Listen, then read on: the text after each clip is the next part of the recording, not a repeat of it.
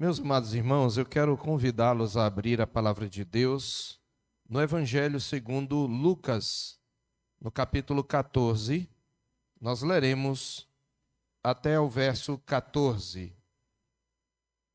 Lucas, capítulo 14, do versículo 1 ao 14. Diz assim a palavra do Senhor. Aconteceu que, ao entrar ele num sábado na casa de um dos principais fariseus para comer pão, eis que o estavam observando. Ora, diante dele se achava um homem hidrópico.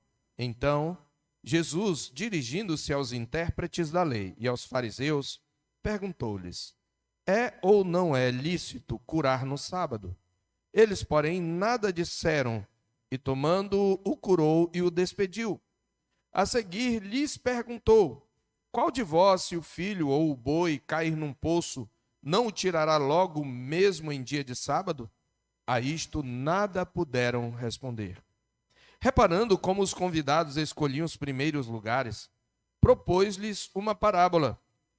Quando por alguém fores convidado para um casamento, não procures o primeiro lugar, para não suceder que, havendo um convidado mais digno do que tu, vindo aquele que te convidou e também a ele, te diga: dá o lugar a este.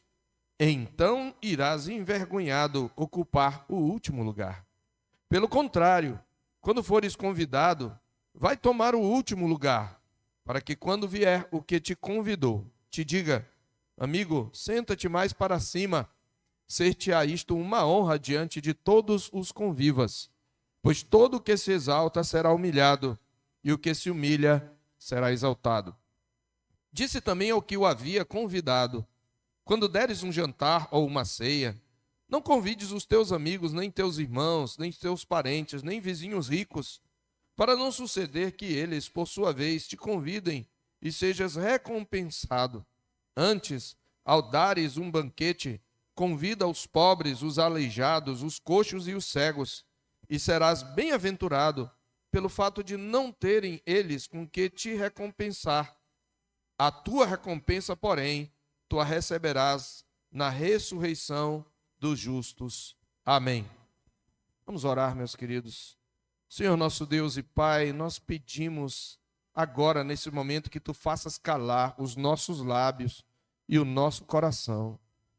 Que nós estejamos, ó Deus, sedentos de ouvir a tua palavra, entender os teus mandamentos, o teu evangelho, e que o nosso coração, Senhor, seja capaz de manter-se concentrado. Livra-nos das distrações que o diabo tantas vezes, e que o nosso coração também tantas vezes nos inclinam, ó Deus, a buscar ou a prestar atenção nestas coisas.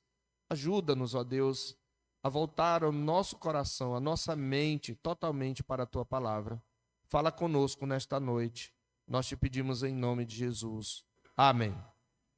Irmãos, o que nós temos aqui nesta noite, nós temos aqui particularmente 2 ou 3 parágrafos, na verdade, 2 parágrafos no nosso texto, mas nós temos aqui uma série de pelo menos 3 advertências de Jesus, e eu quero intitular esta mensagem uma repreensão à vanglória, ao orgulho e à hipocrisia. Uma repreensão à vanglória, ao orgulho e à hipocrisia. É isso que nós vemos aqui da parte de Jesus.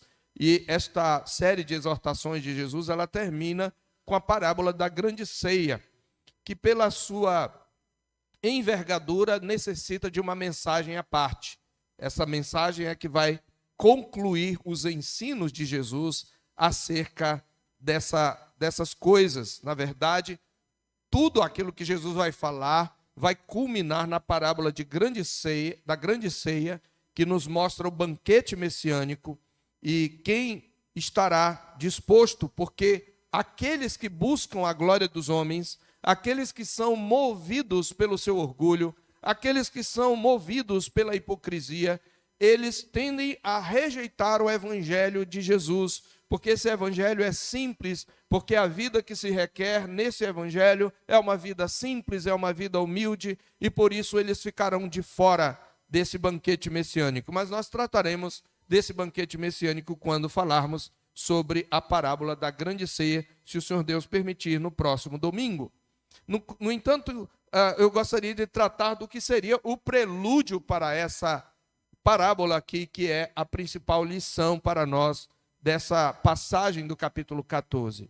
O que ocorre aqui é exatamente, mais uma vez, o Senhor Jesus sendo primeiramente testado, ou mais uma vez testado, pelos fariseus, pelos escribas, pelos mestres da lei, que tinham uma indignação com relação a ele, que tinham-lhe inveja, que não o consideravam porque o Senhor Jesus chocava as tradições deles e o Senhor Jesus chamava a atenção das multidões mais do que eles.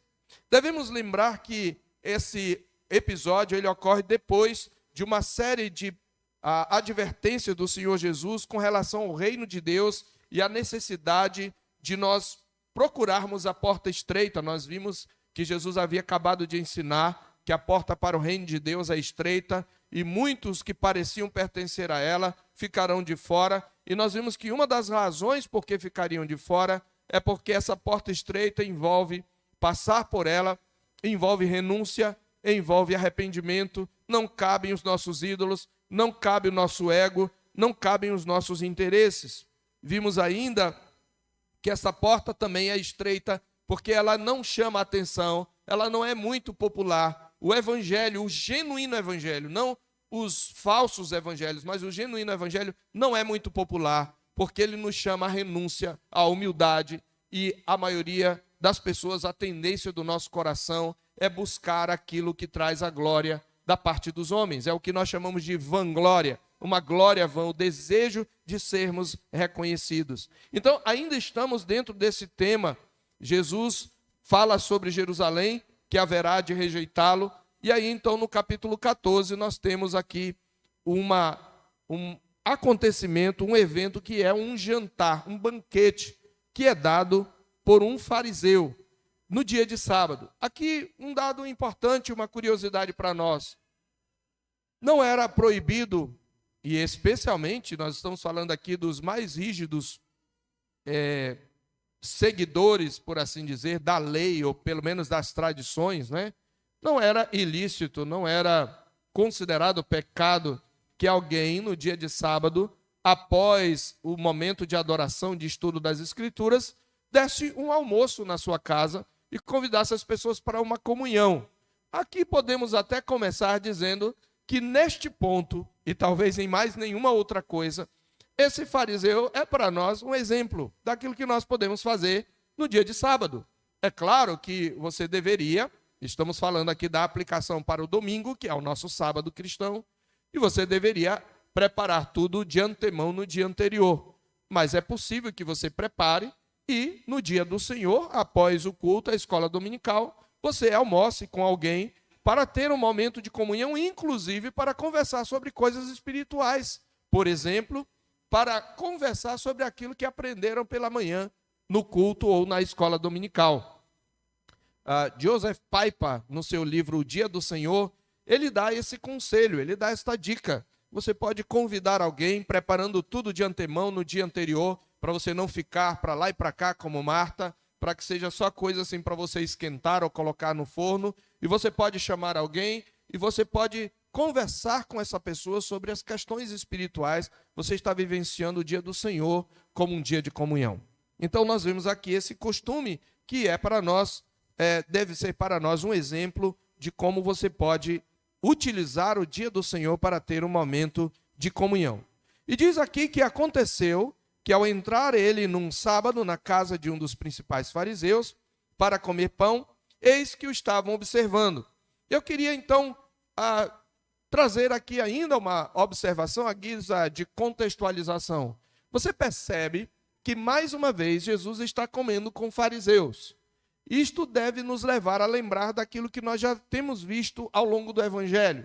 Nós costumamos dizer, e é um dito popular, mesmo entre os que não são crentes, que Jesus comia com os pecadores, que Jesus comia com as prostitutas, com os publicanos, que ele comia com os rejeitados. Além dessa frase não ser muito exata, porque não tem nenhuma passagem onde Jesus come com prostitutas, por exemplo. Há passagens onde Jesus come com publicanos. E aí, esses são os pecadores, né? Porque eles eram ladrões do orçamento. É claro que existiam prostitutas convertidas, curadas por ele, que o seguiam porque se arrependeram e se converteram a ele e deixaram a vida de prostituição. Então não é que elas continuavam se prostituindo e seguindo a Jesus e estava tudo bem. Mas é difícil que ele estivesse num banquete, por exemplo, com prostitutas, porque elas não tinham condição de dar banquetes. Geralmente, quem dava banquete era quem tinha dinheiro. E aí, entre os pecadores, você tem os publicanos, que tinham muito dinheiro porque arrecadavam imposto e cobravam a mais do que o estipulado. Mas além de tudo, essa expressão popular, ou essa aplicação popular de que Jesus comia com os rejeitados, ela deixa de considerar que entre os rejeitados estão aqueles que seriam rejeitados por nós. E que seriam rejeitados, por exemplo, pelas correntes ideológicas que gostam de usar a opção pelos pobres mas esquecem que entre aqueles com quem Jesus se sentava estavam até os seus algozes, os seus adversários, como os fariseus. Ou seja, Jesus não recusava sentar-se para comer com ninguém que o convidasse, até mesmo aqueles que estariam fora da nossa roda ou da nossa lista de convidados, como os fariseus. Isto é significativo porque nos mostra que Jesus, ele não acolhia apenas aqueles que são rejeitados do nosso ponto de vista. Na verdade, Jesus chocaria a todos nós e nenhuma visão, seja social, seja ideológica, seja política, em relação a estas questões, se encaixaria naquilo que Jesus fazia com relação ao acolhimento. Jesus está aqui nesse banquete e ele está nesse banquete para ensinar, porque ele também quer alcançar os fariseus. E já sabemos que um chefe de sinagoga se converteu. Você lembra que a filha de Jairo, que era chefe da sinagoga, ela é ressuscitada por Jesus e ele demonstra a fé genuína. Então, é preciso que nós tenhamos isto em mente. Jesus é convidado pelos seus mais ferrenhos adversários para comer e ele vai. Você iria? Você iria ser alguém que persegue a sua fé, que se contrapõe às suas convicções, que está o tempo todo querendo lhe derrubar? Você iria? Jesus ia, porque ele queria fazer daquele momento um ensinamento. E aqui temos então uma primeira lição. Jesus nos ensina, porque se somos discípulos de Jesus, devemos imitá-lo. Jesus nos ensina que nós devemos estar abertos a relacionar-nos para evangelismo, para falar para edificação, para falar de Deus e do seu evangelho e de Jesus, mesmo com aqueles que não nos amam, que nos odeiam. E é isso que ele faz. Ele entra num sábado na casa de um dos principais fariseus para comer pão. E não é só isso. Ele entra e a coisa já está cheia de tensão. Veja, eis que o estavam observando. Certamente, todo o contexto, implicitamente, mostra que o objetivo de convidarem Jesus era para testá-lo. Ele é um rabino. Todo mundo o respeita. Pelo menos as multidões o respeitam. O admiram. Ele é famoso. Então é interessante ter um rabino famoso no meu banquete. Porém, ele é um rival. Ele está ganhando as multidões. Ele está trazendo ensinos contrários à nossa tradição. Então vamos chamá-lo para um banquete, a gente demonstra certa cortesia, mas a gente testa ele. Essa era a ideia. E eles estão observando para ver o que Jesus vai fazer. Então, o interesse dessa pessoa que convidou a Jesus não é um interesse sincero de aprender, é de testar, é de talvez trazer vergonha, é de julgá-lo condenatoriamente. Não acontece às vezes assim? Talvez você já tenha vivido uma situação assim. Alguém que te convida para participar de algum determinado evento, mas que você sabe que não morre de amores por você. E que talvez, se fosse possível, aproveitava essa ocasião para derrubar você. O que você faz? Jesus aqui vai exatamente dar o exemplo daquilo que ele vai ensinar sobre humildade. Ele aceita o convite. Ele aceita ser observado. Só que aqui há um ponto importante. Nós temos visto desde o início do Evangelho vários embates entre Jesus e os fariseus acerca da lei. Nós já vimos até aqui que Jesus nunca descumpriu a lei, nenhuma lei, nem as leis cerimoniais. Jesus nunca descumpriu, nunca. O que Jesus descumpria era a tradição farisaica que distorcia a lei, era a interpretação farisaica da lei. Então, neste ponto, é importante que nós saibamos, que nós entendamos que houve vários embates onde Jesus confrontou a tradição dos fariseus, a tradição dos mestres da lei, mostrando onde ela transgredia a lei de Deus, em vez de cumpri-la.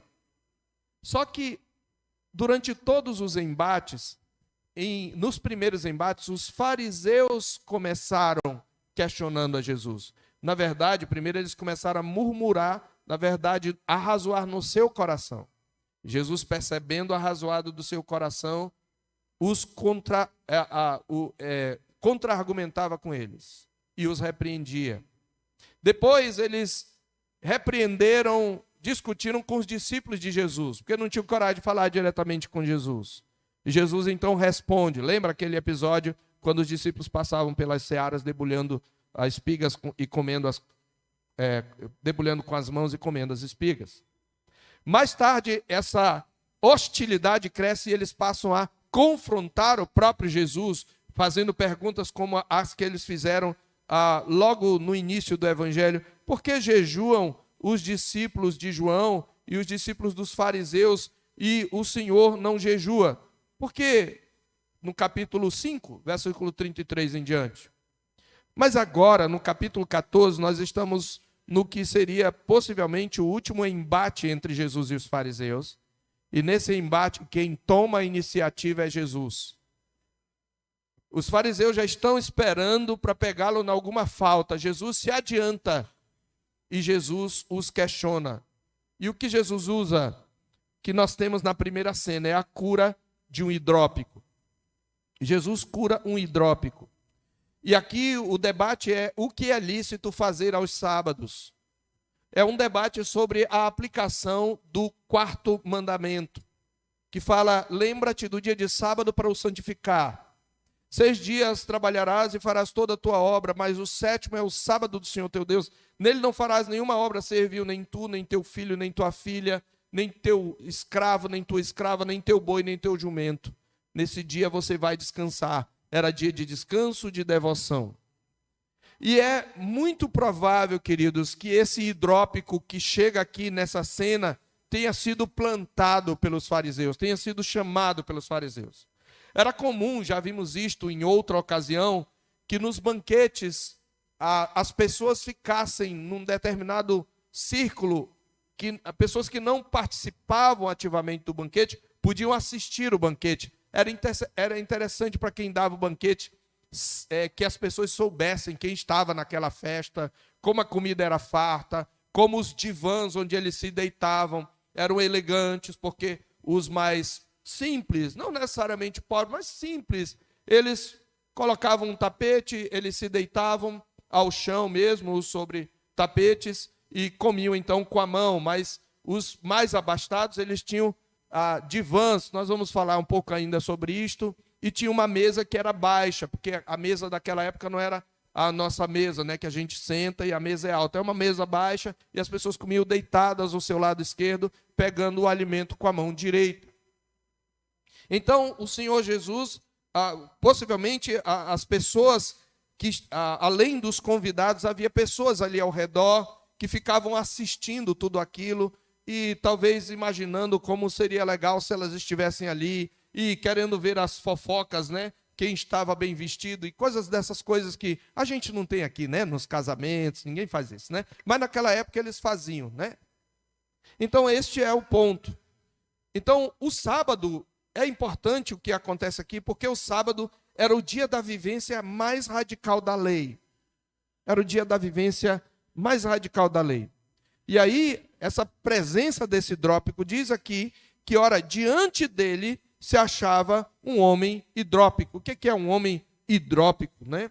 Homem hidrópico é um homem que tem um inchaço no seu corpo, né? A hidropisia era uma condição caracterizada pelo acúmulo anormal de líquido nas articulações, nas cavidades naturais do corpo ou no tecido celular, e que gerava inchaço no corpo. Na verdade, a hidropisia não é uma doença, mas é um sintoma de várias doenças possíveis. Por exemplo, distúrbios na circulação, né?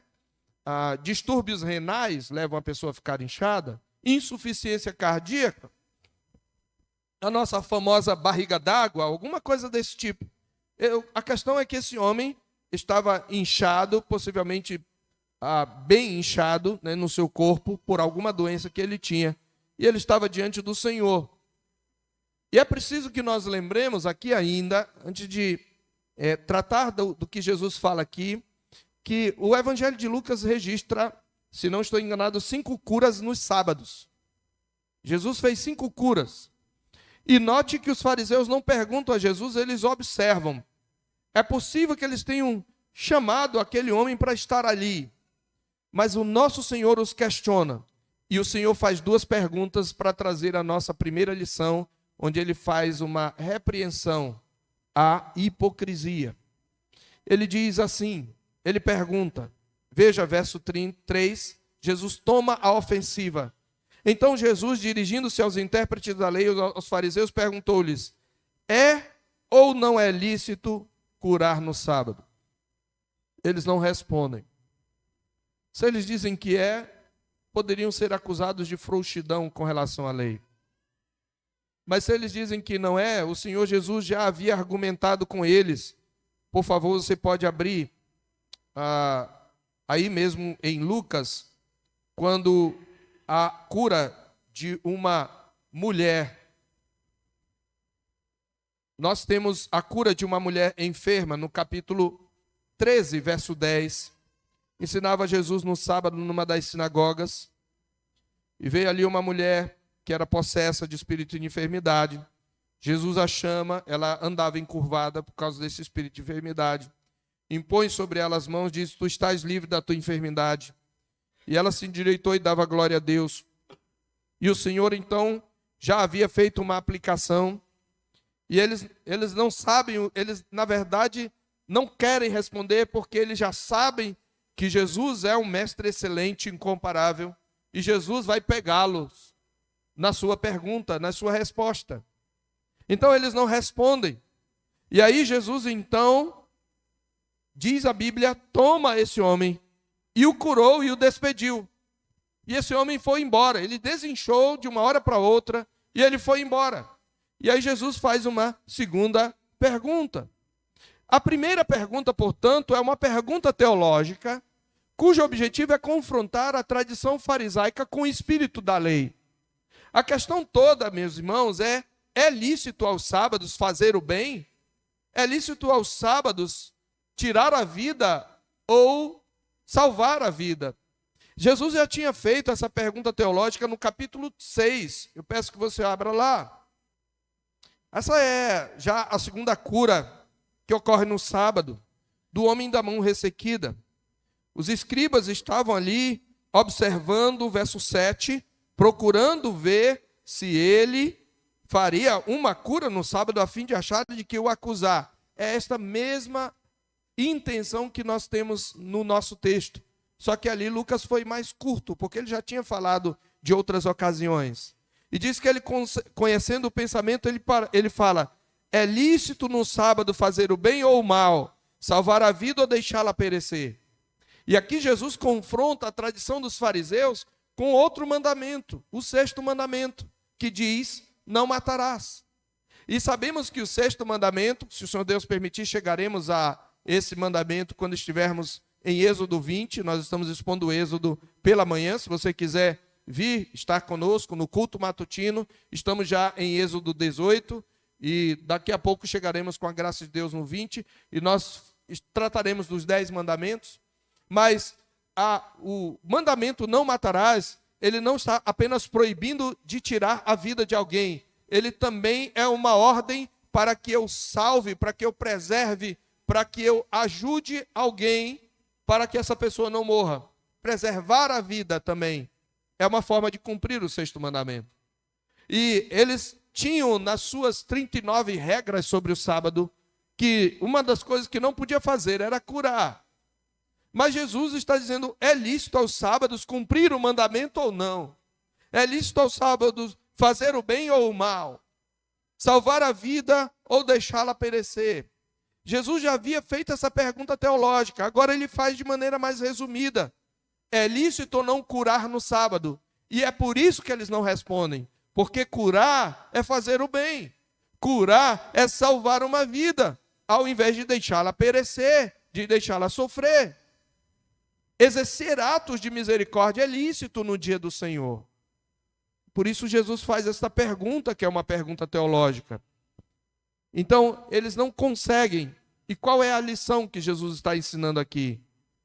Aos sábados é lícito realizar atos de misericórdia. No dia do Senhor é lícito realizar atos de misericórdia. E mesmo que seja um dia de culto e adoração ao Senhor, isto não nos isenta do dever de ajudar aquele que precisa.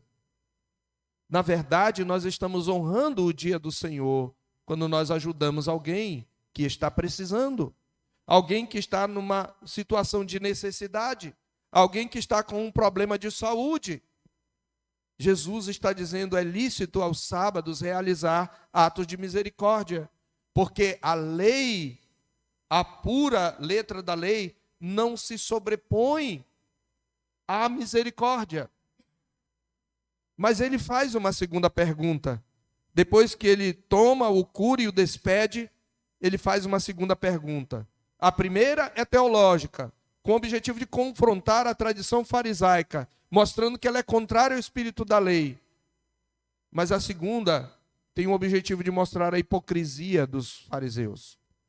Por quê? Porque os fariseus não cumpriam nem a sua tradição quando lhes era conveniente, quando não lhes era conveniente. Ele mostra a hipocrisia dos fariseus ao quebrar o 4º mandamento quando lhes era conveniente. E ao mesmo tempo que exigiam um rígido cumprimento de regras que, além de não estarem incluídas na lei de Moisés, não eram cumpridas por eles. Veja o que ele diz no verso 5. Qual de vós, qual é de vocês? Ele desafia, veja, Jesus está está cheio de mestres da lei, os principais teólogos de Jerusalém, possivelmente, talvez vindos de Jerusalém, embora ele não estivesse em Jerusalém. Mas ele faz essa pergunta, quem de vocês, levanta a mão, quem de vocês, se o filho, ou mesmo o boi, que é um animal, cair num poço, não vai tirar? Quem de vocês, no dia de sábado, não tira o seu boi do poço no dia de sábado? Quem de vocês cumpre a lei quando tem alguém que é caro a você, seja pelo valor familiar, seja pelo valor financeiro? Quem de vocês? Nós precisamos refletir sobre isto, porque o Senhor Jesus diz, se vocês não estão dispostos a cumprir os mandamentos, vocês não devem exigir dos outros. Sabe, em outras palavras, o que Jesus está aqui trazendo é o princípio da trave e do argueiro. Você lembra? Jesus já havia falado sobre isto. Quando você tem uma trave no seu olho e tenta tirar o argueiro do olho do seu irmão, capítulo 6 de Lucas ele havia falado. Verso 41. Jesus está mostrando a trave no olho daqueles fariseus. E este é o princípio que Jesus quer ensinar. Lembremos-nos, ele está aqui repreendendo a hipocrisia dos fariseus. Ele diz, Por que vês tu o argueiro no olho de teu irmão, porém não reparas na trave que está no teu próprio? Como poderás dizer a teu irmão, deixa, irmão, que eu tire o argueiro do teu olho, não vendo tu mesmo a trave que está no teu? Hipócrita, tira primeiro a trave do teu olho, e então verás claramente para tirar o argueiro que está no olho de teu irmão. A diferença entre o argueiro e o olho é muito incomparável, meus irmãos. É imensurável, na verdade. O argueiro é o cisco, aquele cisco que atrapalha o nosso olho. Mas a palavra trave aqui, ela era usada para a trave que era colocada como viga de um telhado. Então, Jesus está dizendo, olha, você é um guia cego se você não tem autocrítica. Se você não trata do seu pecado, mas quer apontar o mesmo pecado nos outros. Isto é hipocrisia. Isto é muito comum. A nossa tendência a acusar os outros e cometermos o mesmo tipo de pecado. Talvez não exatamente o mesmo tipo, mas da mesma natureza. Jesus está aqui repreendendo a hipocrisia. Ele está dizendo, olha, vocês estão acusando ou vocês estão condenando alguém que está fazendo algo que vocês fazem por muito menos. Por causa de um boi vocês quebram o mandamento. Mas vocês, quando se referem aos outros, não querem, não aceitam que se ajude uma pessoa que está doente. Isto é hipocrisia. O que temos aqui, meus irmãos, é o Senhor Jesus dizendo que nós precisamos ser coerentes com aquilo que nós pregamos. Nós estamos aprendendo aqui que nós precisamos viver aquilo que nós pregamos. E que nós não temos o direito de exigir dos outros algo que nós mesmos não estamos dispostos a cumprir. Jesus não está proibindo todo e qualquer julgamento. Veja que no capítulo 6, ele diz, tira primeiro a trave do teu olho. Depois você verá claramente para tirar o argueiro do olho do seu irmão. Ou seja, você pode apontar o erro do seu irmão, você pode exortar seu irmão, mas você não pode exortá-lo vivendo o mesmo pecado. E meus irmãos, eu quero trazer aqui uma aplicação bem específica para nós como igreja. Nós muitas vezes combatemos, falamos sobre a imoralidade, muitas vezes, especialmente nas suas formas mais distorcidas, como, por exemplo, na prática da imoralidade ou do sexo entre pessoas do mesmo sexo. Nós falamos que essas pessoas são pervertidas e muitas vezes nós condenamos aqueles que de maneira principalmente escandalosa expõem essa perversão, que é uma perversão, porque a Escritura assim a coloca. Mas muitos que condenam isto e se dizem conservadores e valorizar a família, muitos irmãos são abusadores. Muitos são mergulhados na pornografia. Muitos que abominam as práticas, por exemplo, homossexuais, vivem em adultério. Isto é hipocrisia. E nós precisamos cuidar disso, queridos. A igreja, muitas vezes, é acusada de hipocrisia. Por isso que a igreja precisa tratar com disciplina os seus pecados. A igreja que trata por meio da disciplina não é hipócrita, porque o pecado sempre vai haver. A igreja precisa tratar, mas muitas vezes acontece que condenamos certas práticas, mas toleramos outras. Não é assim. Isto é hipocrisia, porque são pecados de mesma natureza. Quebram o mesmo mandamento. O 7º mandamento, não adulterarás, inclui todas as imoralidades sexuais. E nós precisamos ter isto em mente. Como igreja, nós temos que ter uma vida reta diante de Deus, coerente com o que pregamos, para que não venhamos a ser achados hipócritas, sem autoridade de confrontar os outros. Então nós temos agora, num segundo momento, no versículo 7, o Senhor Jesus repreendendo a vanglória. Ele repreende a hipocrisia, agora ele repreende a vanglória. Uma repreensão à hipocrisia, agora uma repreensão a vanglória. Olha uma coisa interessante. Jesus começa a observar as pessoas, né? Jesus está sendo observado, mas ele também está observando.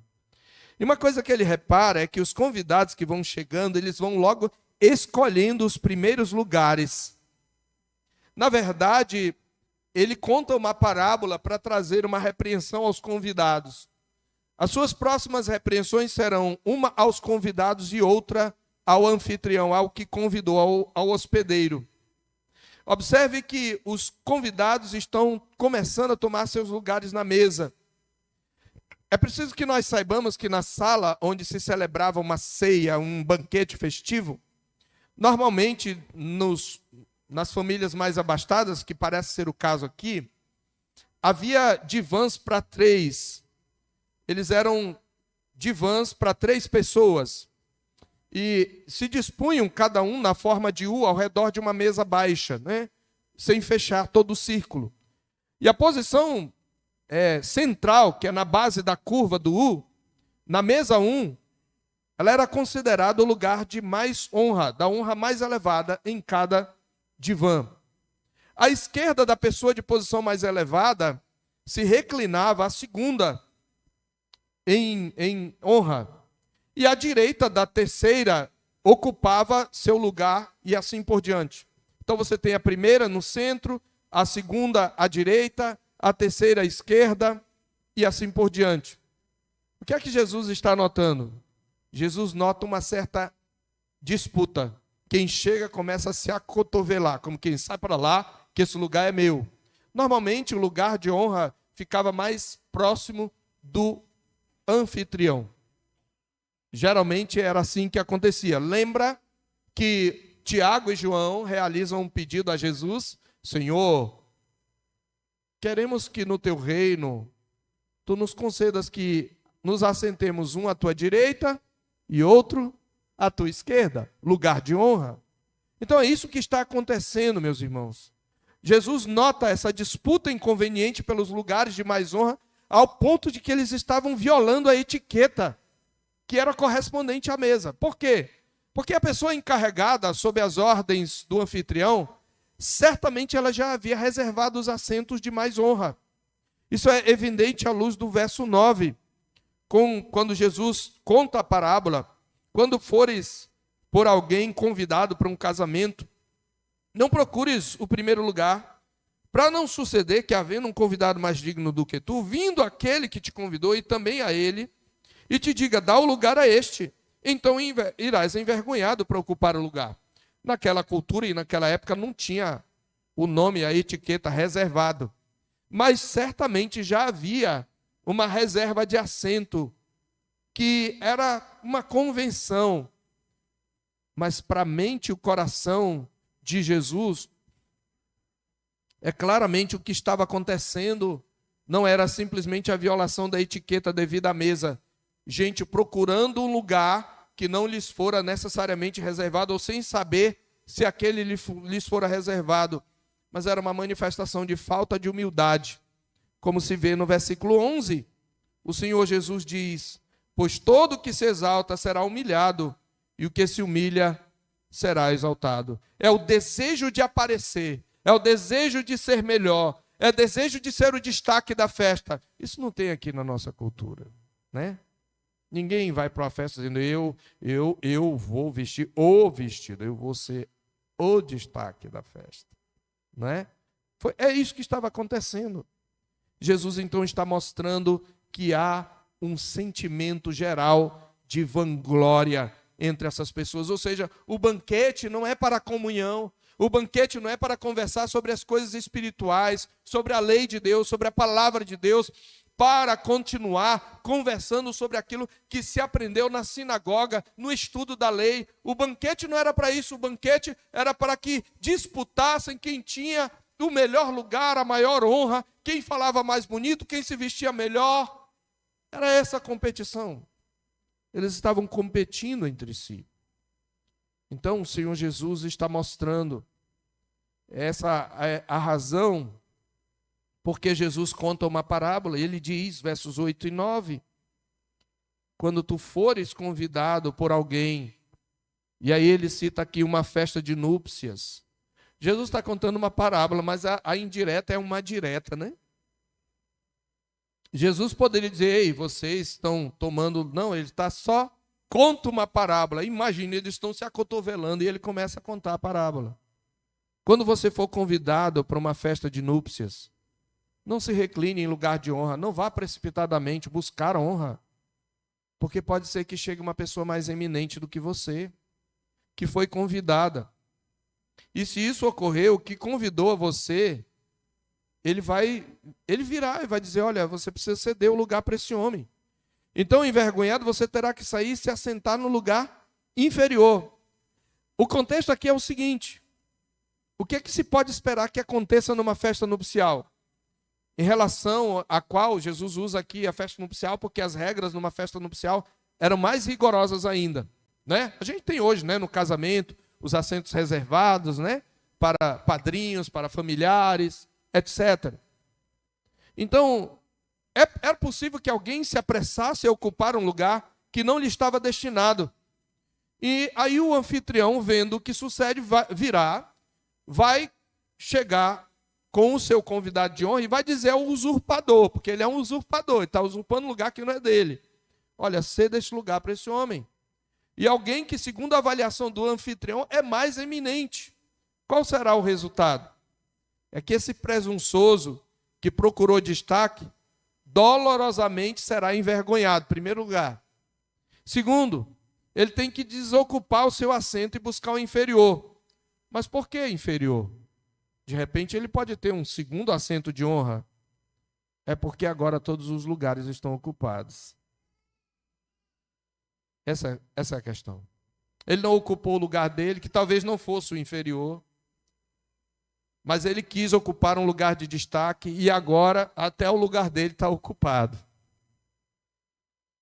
O porquê mesmo quando haja lugares vacantes, o indivíduo humilhado sabiamente vai escolher: rapaz, eu não sei, é melhor não sentar, esse aqui é o terceiro, não é melhor sentar no último. Ele diz, em vez disso, observe o ensino de Jesus no versículo seguinte, verso 10. Quando for convidado, vai e se recline no lugar inferior. Para que quando o seu anfitrião chegar, ele lhe diga, amigo, venha para cima. Então, você será honrado diante dos olhos de todos os seus amigos. O significado aqui, meus irmãos, é claro. O que ele está dizendo é, não procure destaque. Não procure ser o destaque da festa. Não procure ser melhor que os outros. Eu sei que o mundo diz isso, que você precisa ser melhor, que você precisa estar no topo. Até tem evangélico dizendo isso, que Deus vai te colocar no topo, que as pessoas vão te aplaudir. Isso é uma doutrina dos infernos, isso não tem nada na Bíblia. A palavra de Deus está dizendo, não se preocupe em aparecer, não se preocupe em dar destaque, não se preocupe com a glória dos homens. É certo que se você faz isto, possivelmente o Senhor Deus vai te honrar no tempo certo, e quando honrar, dê a Deus toda a glória, você não vai rejeitar a honra. Jesus não está proibindo a gente de honrar os outros, ele está proibindo a gente de procurar a honra, de fazer as coisas motivado por partidarismo ou vanglória. É isso que Jesus está dizendo. Então, em outras palavras, ele diz, como diz o Provérbios 25, versos 6 e 7, na Nova Versão Internacional, não se engrandeça na presença do rei e não reivindique lugar entre os homens importantes. É melhor que o rei lhe diga, suba para cá, do que ter de humilhá-lo diante de uma autoridade. É esse princípio de Provérbios que Jesus está trazendo aqui. Meus irmãos, o que surpreende é que os fariseus e especialistas na lei precisassem ouvir essas verdades. Como homens da lei, que se diziam piedosos, precisam ser repreendidos assim, pela sua vanglória, o desejo de uma glória vã. Então, ele diz, e ele traz então o princípio, porque todo aquele que se exalta será humilhado, e o que se humilha será exaltado. Talvez isto não aconteça nessa vida, talvez isto ocorra no dia final. Naquele dia, aqueles que foram humilhados por causa do Evangelho por causa da sua fidelidade a Cristo, serão exaltados. Mas aqui também neste mundo, Deus muitas vezes faz assim. Coloca aquele que não está preocupado com a glória dos homens em uma posição de honra. De forma bem apropriada, essas mesmas palavras se encontram na conclusão da parábola sobre o fariseu e o publicano, no capítulo 18, verso 14. Mas nós vamos deixar para expor o texto lá, quando chegarmos lá. Então, meus irmãos, depois o Senhor traz então uma outra repreensão agora para o dono da festa. E aqui ele expõe o que seria o interesse ambicioso do dono da festa. Diz a palavra de Deus, no verso 12, disse também ao que o havia convidado: quando deres um jantar ou uma ceia, não convides os teus amigos, nem teus irmãos, nem teus parentes, nem vizinhos ricos, para não suceder que eles, por sua vez, te convidem e sejas recompensado. Antes, ao dares um banquete, convida os pobres, os aleijados, os coxos e os cegos, e serás bem-aventurado pelo fato de não terem eles com que recompensar-te. A tua recompensa, porém, tu a receberás na ressurreição dos justos. Duas coisas que Jesus não está ensinando aqui, para que nós não entendamos erradamente. Primeiro, Jesus não está nos proibindo de convidar as pessoas que nós amamos para comemorar conosco. Não se trata disso. Esse fariseu não convidou as pessoas que ele amava. Ele convidou as pessoas que tinham destaque na sociedade. E ele convidou para que elas pudessem depois convidar. Então Jesus não está dizendo que você, quando faz uma festa, não pode convidar os amigos. Mas tem gente que, quando faz festa, não quer só convidar os amigos. Tem que ter alguém da alta sociedade, que não é tão meu amigo assim, mas que vai me dar um certo status na festa. Não é? No casamento, por exemplo, você convida as testemunhas. Normalmente se espera que você convida as pessoas que tiveram uma história com você, né? Mas tem gente que convida a testemunha para o casamento, que alguns chamam padrinho, porque ela tem, né, recurso financeiro. Então é alguém que eu conheço, que poderia aceitar e que também vai dar um glamour, um status à minha festa. Este é o ponto. E Jesus está dizendo, tratando aqui, a motivação do coração. Não faça o bem para as pessoas, não convide as pessoas motivado pelo desejo de receber delas em troca. Então eu vou ajudar alguém que tem mais condições de me ajudar de volta. Não faça isso. É nesse sentido que ele traz esta proposta radical. Chama os pobres, os aleijados, os coxos, os cegos, aqueles que não podem te retribuir. E é claro que isto sim também significa que você pode dar um banquete para essas pessoas, sim. Nós não podemos simplesmente ficar com o ensinamento espiritual e não entender que as palavras literais também valem. Ajude pessoas que não vão poder te colocar numa posição lá em cima, que não vão poder te exaltar, que não vão poder te premiar. É isso que Jesus está dizendo. Ajude pessoas que precisam, mas que não têm como lhe retribuir. E você vai receber a sua recompensa, não aqui, mas na ressurreição dos justos. O segundo ponto é que Jesus não está também ensinando a salvação pelas obras. Ele está falando aqui, obviamente, na própria parábola da grande ceia que nós vamos ver, ou do grande banquete, nós vamos ver no domingo que vem, se Deus quiser, nós vamos ver que a salvação de fato é pela graça. Mas o que Jesus está dizendo é que os valores terrenos são diferentes dos valores celestiais, dos valores do reino. Que aqueles, nós já vimos, que seguem a Jesus, eles devem renunciar a toda a glória humana, a toda a riqueza humana, se preciso for, para seguir a Jesus. E eles não devem esperar a sua recompensa. O que ele está dizendo é: o louvor dos homens é uma recompensa terrena. Esse é um princípio que vale a pena anotar. O louvor dos homens é uma recompensa terrena. Você não leva para a glória. Você não terá louvor dos homens. Qual é o grande louvor, queridos? Qual é a grande glória para o crente? A grande glória é quando ele abrir, quando o Senhor abrir as portas da mansão, E quando o próprio Rei do Universo disser: vinde benditos de meu Pai, entrai na posse do reino que vos está preparado desde a fundação do mundo. Mas na mesma festa ele vai dizer àqueles que o rejeitaram: nunca conheci vocês. Então aquele que entende esse banquete da graça, que aguarda esse banquete da graça, que se converteu a Jesus, ele não vai fazer questão de glória humana, de ser reconhecido pelos homens. Ele não vai buscar vanglória, ele não vai fazer o bem com interesse para aqueles que têm condição de retribuir. Ele vai fazer o bem por amor, primeiramente a Deus e depois ao próximo. Essas são as lições que Jesus nos traz. E eu quero então terminar rapidamente com uma breve aplicação que nós devemos ter. E a minha pergunta a você que é crente em Jesus, crente, reformado, não é? Conservador, protestante, você vive de maneira coerente com aquilo que você prega? Você pratica aquilo que você exige dos outros, seja dos seus irmãos, seja dos ímpios?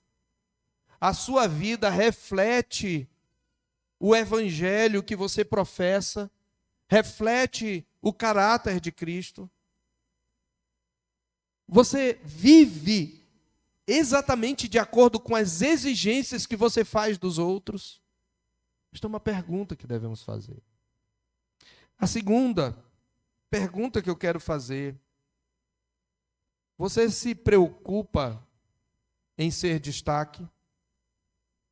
Eu vou fazer uma outra pergunta, porque se eu fizer essa primeira pergunta, ninguém vai responder sim. Não, pastor, eu não quero ser destaque. Mas o quanto você fica chateado quando você não é reconhecido?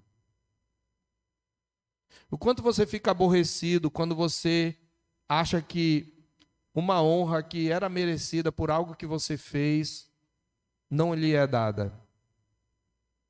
O quanto você fica indignado quando você acha que foi rejeitado, que ninguém lhe trata como deveria tratar? O quanto você se compara como as pessoas tratam os outros e como trata você? A pessoa que vive se comparando também, como se tratam os outros e como se as tratam, essa pessoa, no fundo, busca vanglória. Ela age por vanglória. A pessoa que se sente rejeitada, que se sente de fora, e que o tempo todo está medindo como as pessoas a desvalorizam, essa pessoa tem o pecado da vanglória. Não é só aquele que se exibe. Aquele que se exibe também tem o pecado da vanglória. Mas aquele que se recolhe e ao mesmo tempo diz: ninguém liga para mim, ninguém me chama, ninguém me ama, ninguém me convida, ninguém me quer. Essa pessoa padece do pecado da vanglória. Ela é soberba, ela é orgulhosa, tanto quanto o exibido. Nós precisamos entender isso.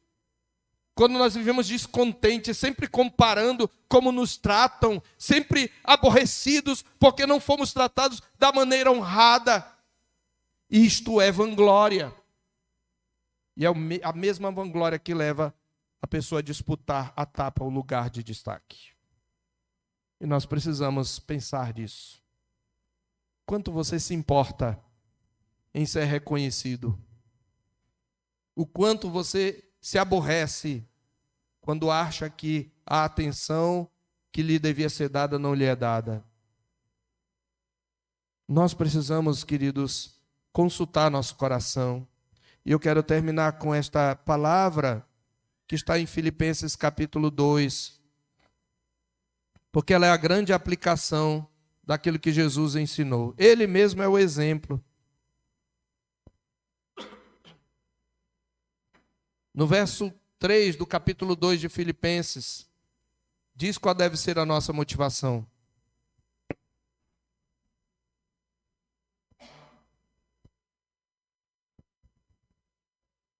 Diz assim a palavra de Deus: nada façais por partidarismo Partidarismo é ambição egoísta. Nada façais por partidarismo ou vanglória, mas por humildade. Como é que mostra humildade? Considerando cada um os outros superiores a si mesmo, tratando o outro como superior. Não tenha cada um em vista o que é propriamente seu, os seus interesses, senão cada qual o que é dos outros. E ele termina mostrando qual é o nosso exemplo. Tende em vós o mesmo sentimento que houve também em Cristo Jesus. Pois ele, subsistindo em forma de Deus, não julgou como usurpação ser igual a Deus. Antes, a si mesmo se esvaziou, assumindo a forma de servo, tornando-se em semelhança de homens e reconhecido em figura humana. A si mesmo se humilhou, tornando-se obediente até a morte e morte de cruz. O próprio Jesus foi exemplo daquilo que ele está ensinando. Ele se humilhou, ele se esvaziou. E sabe o que você tem que fazer? Você também precisa se humilhar. Não se esvaziar. Porque quando você se humilha, você não está se esvaziando. Quando você se humilha, você está apenas se colocando no seu lugar. Porque eu e você somos pecadores. E quando nos humilhamos, nós apenas estamos assumindo o que é o nosso lugar. Mas Jesus sim se esvaziou, porque ele era Deus perfeito e ele se fez homem, mesmo sem deixar de ser divino. Ele se esvaziou, ele se humilhou. Só Jesus pode se esvaziar, nós não podemos. Quando nós nos humilhamos, nós apenas assumimos o lugar que é nosso. Jesus se esvaziou, Jesus se fez servo, Jesus obedeceu até a morte, e não qualquer morte, a morte de cruz. E por isso, aquilo que ele diz, aquele que se humilha será exaltado, se cumpriu nele. Porque ele diz que, pelo que também Deus o exaltou sobremaneira, e lhe deu um nome que está acima de todo nome, para que ao nome de Jesus se dobre todo o joelho, nos céus, na terra e debaixo da terra, e toda língua confesse que Jesus Cristo é o Senhor, para a glória de Deus Pai. Um dia todos se humilharão perante esse rei, que conquistou o reino, se humilhando e morrendo na cruz. Que o Senhor Deus nos abençoe e nos ajude a continuamente questionar o nosso coração e repreender a nossa própria alma, para que não sejamos achados hipócritas, nem orgulhosos, buscando a vanglória, nem interesseiros, mas para que tenhamos humildade, a humildade que teve o nosso Senhor. Vamos orar. Senhor nosso Deus, obrigado pela Tua palavra que nos confronta, Pai. Confronta o orgulho, a vanglória do nosso coração. Confronta a nossa hipocrisia.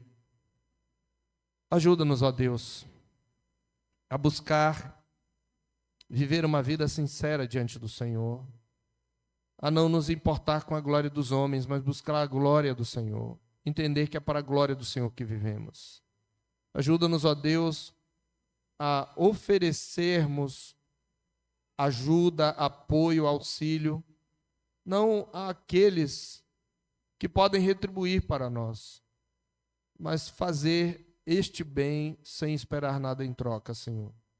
Ajudar aqueles que, desfavorecidos, não podem nos colocar em lugar de honra, para o louvor da Tua glória.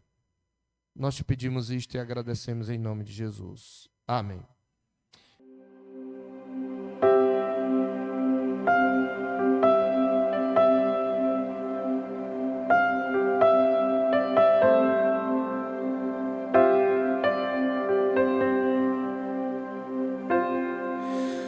Tu és bem-vindo aqui.